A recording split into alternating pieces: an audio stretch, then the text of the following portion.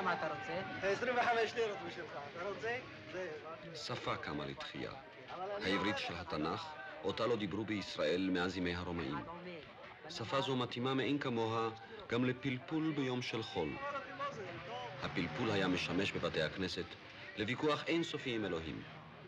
אבל במקום שאין אלוהים, אפשר להתפלפל גם עם השכן.